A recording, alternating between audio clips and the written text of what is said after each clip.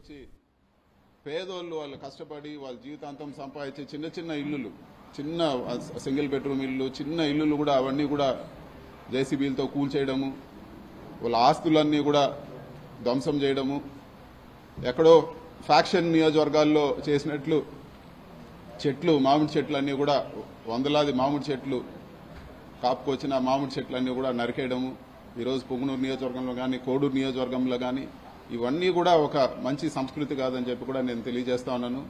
రాజకీయంగా అంటే ఏదైనా రాజకీయాల్లో ఎలక్షన్లప్పుడు రాజకీయంగా కొట్లాడలే కానీ చిన్న చిన్న వాళ్ళ పైన వచ్చి వాళ్ళ ఆస్తులపైన, ఈరోజు వాళ్ళ కుటుంబ సభ్యులపైన, వాళ్ళ వెహికల్స్ కానీ, లేకపోతే ఇంకా కూడా దారుణమైన విషయం ఏమంటే పొంగునూరు నియోజకవర్గంలో పేదవాళ్ళు ఆవులు మేపుకొని బతికే వాళ్ళు ఆవులు దొంగతనం చేసి తీసుకెళ్లిపోవడము, కళ్యాణ మండపాలు కూల్చడము, ఈరోజు దారులు ఇవ్వకుండా అడ్డగించడం, ఇన్ని కూడా ఘోరంగా జరుగుతూ ఉన్నాయి. వీటన్నిటిని కూడా ఈరోజు పరామర్శించడానికి పోదామంటే కూడా ఈరోజు పోలీసులపైన ఒత్తిడి తీసుకొచ్చి హౌస్ అరెస్టు చేయడం జరిగింది. ఒక ఎంపీగా నా నియోజకవర్గంలో తిరగడానికి కూడా ఈరోజు నా నియోజకవర్గ ప్రజల్ని కలవడానికి కూడా ఈరోజు రెస్ట్రిక్షన్స్ పెట్టి తిరగనీయకుండా, ఇది వరకు షెడ్యూల్ పెట్టుకుంటే పోలీసు వారు ఇంకొన్ని రోజులు పోనీయండి సార్, ఎలక్షన్ అయింది ఇప్పుడే కొన్ని రోజులు పోనీయండి అని, మరి ఈ రోజు కూడా హౌస్ అరెస్ట్ చేసి ఆపాల్సిన అవసరం ఏముందని చెప్పి కూడా నేను అడుగుతా ఉన్నాను. ఖచ్చితంగా ఇవన్నీ కూడా స్పీకర్ దృష్టికి కూడా తీసుకుపోతాము. ఇవన్నీ కూడా నా కాన్స్టిట్యూషనల్ రైట్. ఒక ఎంపీగా నేను ప్రతి గడప, ప్రతి కార్యకర్త, ప్రతి నా దగ్గరకు వచ్చే ప్రతి ఒక్కరిని కూడా కలిసే అధికారం ఉంది. ఈ విధంగా చేయడం సరైన పద్ధతి కాదని చెప్పి కూడా నేను తెలియజేస్తా ఉన్నాను. అంతేకాకుండా ఈరోజు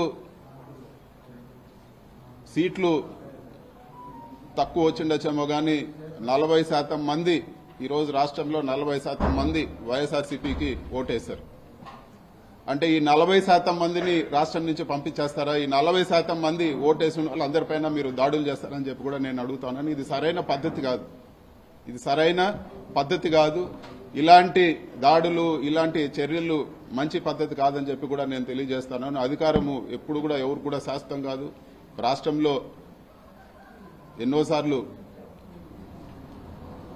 పార్టీలు వచ్చినాయి పోయినాయి కానీ ఇలాంటి సంస్కృతి రాష్ట్ర వ్యాప్తంగా ఇది ఒక కొత్త ఒరవడికి తెరలేపారు.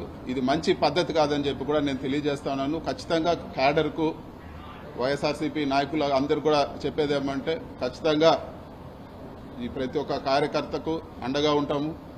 సాయశక్తుల ఏ ఇబ్బంది వచ్చినా కూడా ప్రతి ఒక్కరు కూడా అండగా ఉంటామని చెప్పి కూడా ఈరోజు మీడియా ముఖంగా నేను తెలియజేస్తాను. ఈరోజు ప్రోగ్రామ్కి మీరు వెళ్ళడానికి లేదు, మిమ్మల్ని ఈరోజు ఇక్కడే హౌస్ అరెస్ట్ చేయాల్సి వస్తూ ఉంది. మీరు మళ్ళీ కూడా మాకు ఇన్ఫార్మ్ చేయండి, మళ్ళీ కూడా మేము ఇది చేస్తామని చెప్పి ఇదివరకే నేను ఇన్ఫార్మ్ చేసి వచ్చాను. మళ్ళీ ఎందుకు చేశారని చెప్పి కూడా నేను అడగడం జరిగింది. విత్ ప్రొటెస్ట్ కూడా సైన్ చేసి ఇవ్వడం జరిగింది. కేవలం ప్రజలకు దూరం చేయాలనే కక్షతో ఈ విధంగా వ్యవహరిస్తున్నారు అనుకోవచ్చా? ఈరోజు చెట్లు నరికేశారు, ఈరోజు ఇల్లులు కూల్చేశారు. సో ఒక ప్రజాప్రతినిధిగా నేను అక్కడ పోయి ఆ ఇల్లులు కూల్చింది కానీ ఆ చెట్లు నరికించింది వాళ్ళు పరామర్శిస్తే రాష్ట్ర వ్యాప్తంగా ఈరోజు అందరూ కూడా తెలిసే పరిస్థితి ఉంది. ఇవన్నీ కప్పిపుచ్చడానికే ఈరోజు మమ్మల్ని నియోజకవర్గంలో తిరగనీయకుండా చేస్తూ ఉన్నారు. ఇంకా అదేవిధంగా ఈరోజు ఎంపీటీసీలు, అదేవిధంగా మిగతా ఉండే సర్పంచులు కానీ ప్రజాప్రతినిధులు, చిన్న చిన్న ప్రజాప్రతినిధులు అందరినీ కూడా బెదిరించి పార్టీ మారమనో లేకపోతే వాళ్ళని ఒత్తిడి చేసో లేకపోతే రిజైన్ చేయమనో రకరకాలు ఇవన్నీ చేస్తూ ఉన్నారు. ఇవన్నీ కూడా వాళ్ళకు ఒక ఓదార్పుగా కూడా వెళ్ళకూడదని చెప్పే ఒక కుట్రలో భాగంగానే ఈరోజు అధికారులపైన ఒత్తిడి తీసుకొచ్చి ఈరోజు గృహ నిర్బంధం చేయడం జరిగింది. పర్టికులర్ గా పొంగనూరు నియోజకవర్గం కౌన్సిలర్లకు సంబంధించి ఒత్తిడి తీసుకొచ్చి మరి పార్టీ మార్పిస్తూ ఉన్నారు, భౌతిక దాడులు చేస్తున్నారు. ఏ విధంగా చూడొచ్చు? ఇది ఒకటి, ఎప్పుడు కూడా ఒక 4 నాయకులు ఉన్నా 4 నాయకులు పోయినా పెద్ద తేడా పడదు. ప్రజల్లో ఈరోజు వేయాలనుకుంటే ఖచ్చితంగా ఆ పార్టీ గెలుస్తుంది. సో వీళ్ళు అనుకున్నట్లు ఏదో ఒక 4గురిని ఒత్తిడి చేసో, ప్రలోభాలు పెట్టో, బెదిరించో 4గురిని పార్టీ మార్చినంత మాత్రాన ఒరిగేది ఏం లేదు. ఈ 4 కాకపోతే ఇంకొక 4గురిని డెవలప్ చేస్తాం. ఇది వరకు 23 ఎమ్మెల్యేలు తీసుకుపోయి మళ్ళీ వైఎస్ఆర్ కాంగ్రెస్ పార్టీ అధికారంలోకి రావడం జరిగింది. ఆ 23 నియోజకవర్గాలు కూడా గెలవడం జరిగింది. ఇవన్నీ పెద్ద విషయం కాదు. ముఖ్యంగా ఈరోజు చాలా దాడులు జరుగుతున్నాయి. ఇల్లులు కూల్చడం ఇవన్నీ కూడా ఎప్పుడు లేదు. పొంగునూరు చరిత్రలో ఇల్లులు కూల్చడం అనేది ఎప్పుడు లేదు. పొంగునూరుకి ఇన్వెస్ట్మెంట్ వచ్చింది, బస్సుల ఫ్యాక్టరీ ఈరోజు జర్మనీ వాళ్ళు పెట్టడానికి వచ్చారు. ఈ రోజు వాళ్ళు సందిగ్ధంలో పడ్డారు.